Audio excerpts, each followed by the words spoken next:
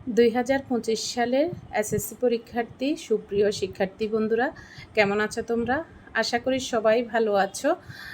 তবে অনেকটা তোমরা উদ্বিগ্নতা বা টেনশন যুক্ত আছো। আগামীকাল তোমাদের পরীক্ষা। তো আসলে ভয়ের কোনো কিছু নেই। সুন্দর স্বাভাবিক ভাবে তোমরা পরীক্ষায় অংশগ্রহণ করবে এবং পরীক্ষা দেবে, এবং তোমাদের সবার জন্য রইল অনেক অনেক শুভকামনা এবং আন্তরিক অভিনন্দন। অবশ্যই তোমরা ভালোভাবে পরীক্ষাটা অংশগ্রহণ করবে এবং পরীক্ষার সফলতা অর্জন অবশ্যই তোমরা করতে পারবে।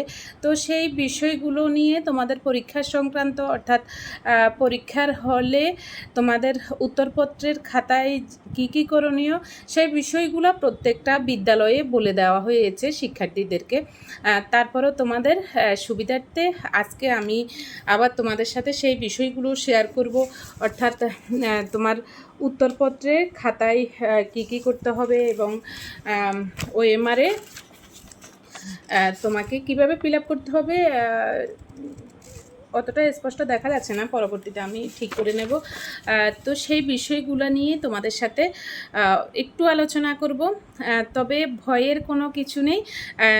তোমরা নির্ভয়ে পরীক্ষায় অংশগ্রহণ করবে এবং যে কোনো ধরনের সমস্যা তোমার পরীক্ষার হলে যে শিক্ষকরা তোমাদের ডিউটিতে পড়বেন ওনাদেরকে জিজ্ঞাসা করলে সব ধরনের সহযোগিতা অবশ্যই পাবে। তোমার কোনো সমস্যা হলে, পরীক্ষার খাতা সংক্রান্ত কোনো সমস্যা হলে, সেই ধরনের সমস্যার সাথে সাথে তুমি তোমার হলে যেই শিক্ষক ডিউটিতে পড়বেন ওনাদেরকে জিজ্ঞেস করলে অবশ্যই তুমি সেই বিষয়গুলো অবশ্যই জানতে পারবে। তাছাড়াও শিক্ষকরা তোমাদেরকে বলে দেবে, মনোযোগ সহকারে সেই বিষয়গুলো অবশ্যই শুনবে। এবং আমিও একটু তোমাদেরকে আবার সেটা প্রত্যেকটা বিদ্যালয়ে বলে দেওয়া হয়েছে, আর একটু স্মরণ করিয়ে দেওয়ার জন্য আজকের এই ভিডিওটা তোমাদের জন্য তৈরি করছি। ভালো থাকবে তোমরা, নির্ভয়ে ভালোভাবে তোমরা পরীক্ষা দেবে সেই প্রত্যাশাই করছি। প্রথমে তোমাদেরকে নোটভিত্তিক ওএমআর যেটা দেওয়া হবে সেখানে দেখবে এইরকম একটা উত্তরপত্র ওএমআর শিট তোমাদেরকে দেওয়া হবে নোটভিত্তিকের জন্য। তো সেখানে তোমাকে 30 মিনিট সময়, সেটা তুমি প্রশ্ন উত্তর দেবে 30টা নোটভিত্তিকের জন্য। তো এর আগে কিন্তু তোমাকে তো 9:30টায় তোমাদেরকে এই প্রশ্ন তোমাদের হাতে চলে যাবে, উত্তরপত্র তোমাদের হাতে চলে যাবে। তখন যেই বিষয়গুলো প্রথমে তোমাকে করতে হবে, এখানে দেখো এসএসসি এবং এইচএসসি তুমি যে পরীক্ষা দিচ্ছ সেখানে টিক দিবে। এরপর 2000 এখানে দেওয়া আছে, তো 25টা তুমি লিখে ফেলবে। আর এরপরে এবং এই বৃত্তগুলো অবশ্যই তোমাকে ভরাট করতে হবে কালো কালির বল পয়েন্ট কলম দ্বারা। তোমাকে এটা ফিল আপ করতে হবে। এরপরে আসো এখানে পরীক্ষা, তুমি কোন পরীক্ষাটা দিচ্ছ, এসএসসি পরীক্ষা, সেখানে সেই ক্ষেত্রে এসএসসি পরীক্ষার তুমি বৃত্তটা ভরাট করবে। অবশ্যই অর্ধবৃত্ত না, পুরোপুরি বৃত্তটা ভরাট করবে এবং কোনোভাবেই যাতে বৃত্তের বাইরে না যায় সেই বিষয়টা খেয়াল করবে। এরপরে আসবে তোমার রোল নাম্বার, তোমার রেজিস্ট্রেশন নাম্বার, সেটা তুমি অ্যাডমিটে পেয়ে যাবে এবং সেখান থেকে তুমি অবশ্যই ইংরেজিতে লিখবে যেই এখানে তোমার 6 ডিজিটের রোল নাম্বারটা থাকবে। তো সেটা তুমি এখানে লিখবে। লিখার পর তোমার যেই নাম্বারটা এখানে থাকবে সেখানে যদি যেই রোল নাম্বার থাকে সেই হিসাবে তুমি প্রথম রোতে তোমার যেই নাম্বারটা থাকবে সেটা অবশ্যই, যদি এখানে তোমার 1 থাকে তোমাকে প্রথমে 1 ভরাট করতে হবে। অর্থাৎ এই সারিতে এখানে যে নাম্বারটা থাকবে তোমার, সেই নাম্বারটা তুমি এখানে 0 1 2 3 4 5 6 যেই নাম্বারটা, যেই ডিজিটটা এখানে থাকবে সেটাই এখানে পূরণ করবে।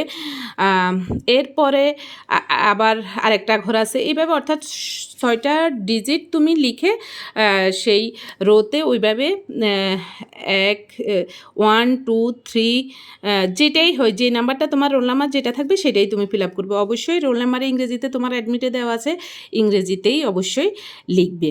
তারপরে এখানে সবগুলা ফিল আপ করবে। এরপরে আসবে তোমার রেজিস্ট্রেশন নাম্বার। ঠিক রেজিস্ট্রেশন নাম্বারটা তুমি অ্যাডমিট দেখে ধীরে সুস্থে সেটা লিখে তারপর এই নাম্বারগুলো আবার তুমি ফিল আপ করবে। প্রথমে যদি 2 থাকে 2 করবে, এরপরে 0 থাকলে 0 করবে, এরপরে যদি তোমার 1 থাকে 1 করবে, এরপরে যদি 9 থাকে 9 করবে। অর্থাৎ যেই ডিজিট তোমার উপরে দেওয়া থাকবে সেই হিসাবে তুমি ফিল আপ করবে। যদি 7 থাকে 7, 6 থাকলে 6 ওই হিসাবে তুমি ফিল আপ করবে।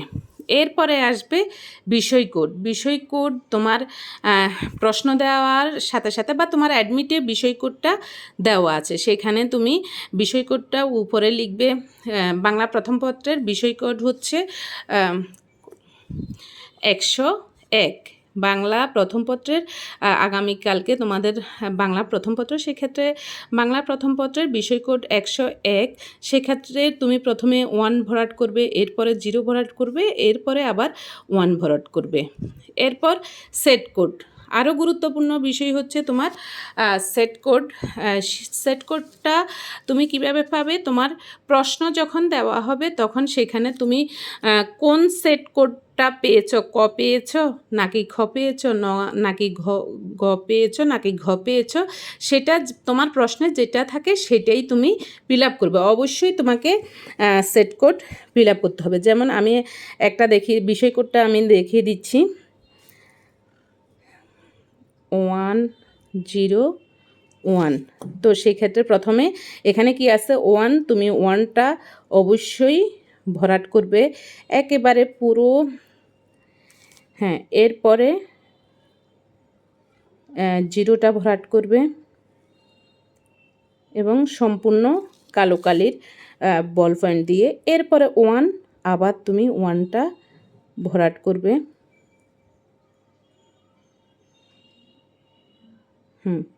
এইভাবে তুমি ভরাটটা সম্পূর্ণ করবে। এরপরে তোমার বিষয় কোড কারো ক পড়বে, কারো সবার কিন্তু একই রকম পড়বে না, একজনের একটা পড়বে। তো তুমি তোমার প্রশ্নে যেটা থাকবে সেটা এখানে লিখবে।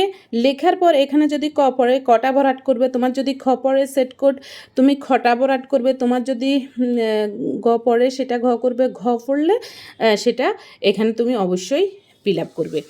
এরপরে আর কোনো দিকে তোমাদের আর কিন্তু কোনো প্রকার কোনো কিছু করতে হবে না। আর এই যে উপরে ওএমআরের উপরে আরেকটা নাম্বার আছে, সেটা তোমাদের ওইখানে স্যাররা দিবে একটা শিটে, এটা লিখতে হবে। তো এটা এখান থেকে এই যে এই নাম্বারটা দেখে তুমি তুলে নেবে, আর সেটা অবশ্যই শিক্ষকরা সহযোগিতা করবে। আর তাও যদি কোনো ধরনের কোনো সমস্যা হয়ে থাকে সেটা অবশ্যই তোমার হলে যে শিক্ষক পড়বেন ওনার সাথে সেটা সাথে সাথে বলে সেটা ওনাকে জানিয়ে দেবে যে, এবং যেই কোনো ধরনের সমস্যা, কোনো ভয় পাওয়ার কোনো কারণ নেই। আর এই তো এখন এটা গেল তোমার নৈর্বৃত্তিকের যেই সিস্টেম, ওই হিসেবে তোমরা বলে দিয়েছি। একটু মাথায় রাখবে, এটা কোনো একেবারেই কোনোভাবে কঠিন কোনো কাজ না। প্রথম দিন পরীক্ষাটা দিয়ে দিলে অবশ্যই তোমরা সচেতন হয়ে যাবে এবং প্রত্যেক টিচার তোমাদেরকে সহযোগিতা অবশ্যই করবে। এরপরে হচ্ছে লেখার জন্য উত্তরপত্র। তো এখানেও নমুনা একটা উত্তরপত্র তোমাদের সাথে শেয়ার করছি। এখানে প্রথমে যে নাম্বারটা আছে এটা তোমরা স্যারেরা সেটা তোমাদের থেকে লিখে নিবে। স্যারেরাই বেশিরভাগ সেটাই নিজেরাই উদ্যোগ করে, আর যদি না করে তোমাদেরকে লিখতে বলা হয় তোমরা এখান থেকে দেখে সেটা লিখে ফেলবে এবং সেটা বলে দেওয়া হবে। এরপরে হচ্ছে ঠিক নৈর্বৃত্তিকের মতো তোমার এখানে তুমি কোন পরীক্ষা দিতেছো সেটার উপর এভাবে টিক দিতে হবে। তারপর এখানে হচ্ছে 2025 সাল এখানে সেটা লিখে দিবে। এরপরে ঠিক সেমভাবে ওই নৈর্বৃত্তিকের ওএমআরে যেভাবে করেছো ঠিক সেমভাবে এখানে পরীক্ষা আছে জেএসসি, এসএসসি, এইচএসসি। তুমি যেই পরীক্ষাটা দিচ্ছ এসএসসি পরীক্ষা, সেখানে বৃত্তটা ভরাট করবে। এরপরে হচ্ছে 6 ডিজিটের রোল নাম্বার।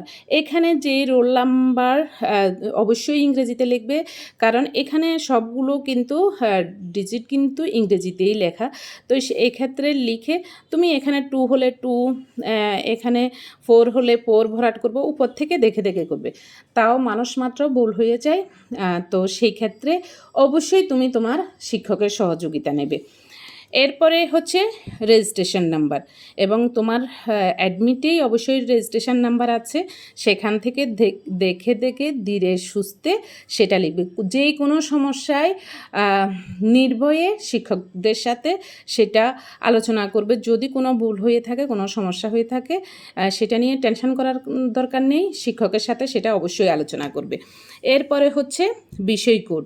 তোমার ওই দিন যেই বিষয় সেইটা তোমার প্রবেশপত্রে অবশ্যই লেখা থাকবে, সেই বিষয়টা দেখে তুমি বিষয় কোড লিখবে। এরপরে হচ্ছে অতিরিক্ত উত্তরপত্রের সংখ্যা।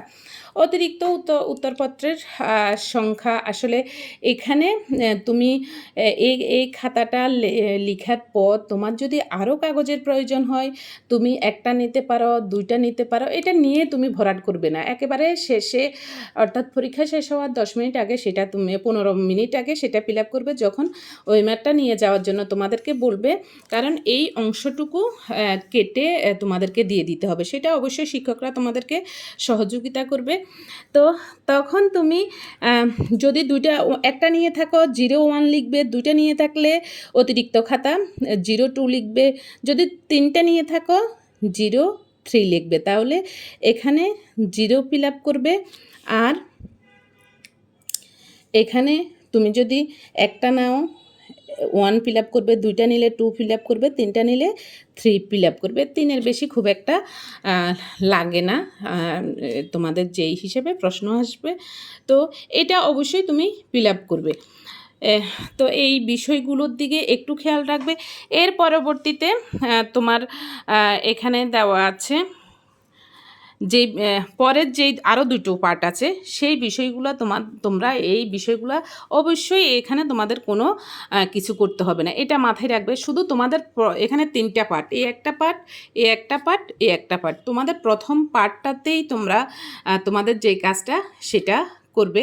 আর পরবর্তী যেই 2টা পার্ট আছে এগুলো ধরার কোনো দরকার নেই। এখানে শিক্ষকদের সাইন আছে, এখানে তোমার যে যে শিক্ষক পড়বে তিনি সেটা ওনার সাইন এবং তারিখ দিবে, এখানে তোমাদের হাত দেওয়ার দরকার নেই। এবং যেই কোনো বিষয়গুলো তুমি বুঝতে পারছো না সেটা অবশ্যই শিক্ষকদের সাথে আলোচনা করবে। তো আশা করি তোমরা বুঝতে পেরেছো, খুব একটা সমস্যা তোমাদের হবে না আশা করছি। তো সুপ্রিয় শিক্ষার্থী বন্ধুরা, তোমাদের সাথে নৈর্ভিত্তিক এবং যে ওএমআর পেপার নিয়ে এবং উত্তরপত্রের যে ওএমআর নিয়ে তোমাদের সাথে আলোচনা করেছি, সেই বিষয়ে তোমাদের আর কোনো সমস্যা থাকবে না, এবং প্রত্যেক বিদ্যালয় থেকে সেটা বলে দেওয়া হয়েছে। এবং সেই সাথে তোমার যেই কোনো ধরনের সমস্যা, অর্থাৎ তুমি ভুল করেছো, তুমি কিভাবে করতে হবে, অবশ্যই সেটা তোমার সেখানে যেই হলে তোমার ডিউটিতে যেই শিক্ষকগণ পড়বেন ওনাদের সহযোগিতা অবশ্যই পাবে, এবং নির্ভয়ে সেই শিক্ষককে তুমি জিজ্ঞেস করবে। এই পরীক্ষার এই বিষয় নিয়ে খুব একটা টেনশনের কোনো কারণ নেই। আশা করছি তোমরা ভালোভাবে পড়ালেখা করবে, এবং যেই নির্দিষ্ট সময়টা তোমাদেরকে দেওয়া হয়েছে পরীক্ষার কেন্দ্রে পৌঁছানোর জন্য, সেই নির্দিষ্ট সময়ে চলে আসবে। স্কুল ড্রেস পরে কোনো ধরনের ইলেকট্রনিক্স ডিভাইস নিতে পারবে না, সেই বিষয়গুলো প্রত্যেক বিদ্যালয়ে বলা হয়েছে, এবং সেই বিষয়গুলো অবশ্যই তোমরা মেনে তোমাদের এই পরীক্ষায় তোমরা অংশগ্রহণ করবে। এবং কোনো অবস্থাতে উত্তরপত্র ভাঁজ করতে পারবে না, এবং সেটা আবার কোনোভাবে ভুলে বাড়িতেও নিয়ে যেতে পারবে না। এই বিষয়গুলো অবশ্যই মাথায় রাখবে, এবং নির্দিষ্ট সময়ে পরীক্ষার হলে তোমরা অবস্থান করবে।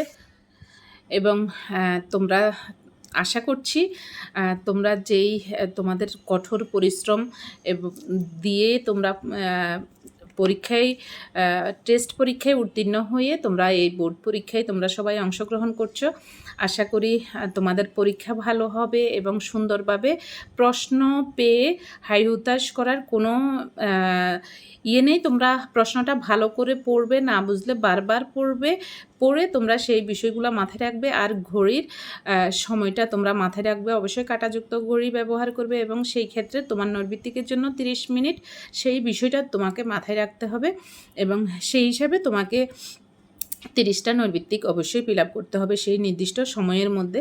আশা করি সেই বিষয়গুলো তোমরা মাথায় রাখবে। পরিশেষে তোমাদের সফলতা কামনা করছি এবং তোমাদের জন্য 2025 সালে পরীক্ষার্থীদের জন্য অনেক অনেক শুভকামনা রইল এবং ভালোবাসা রইল। ভালো থাকবে সবাই, সুস্থ থাকবে। ধন্যবাদ সবাইকে।